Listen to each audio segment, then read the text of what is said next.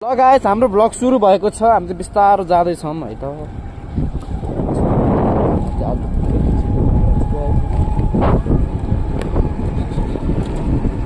यो एकदम राम्रो छ यतातिरको चाहिँ है। राम्रो जंगलहरु छ है। डेटिङ आउनलाई चाहिँ एकदम खतरा हुन्छ। गर्लफ्रेन्ड हुनेहरुलाई है।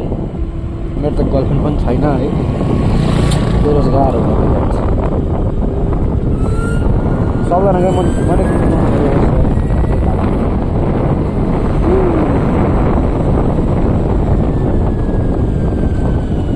एक हात चाहिँ एक सुरु अन्त गाह्रै हुन्छ है। अब ठिक छ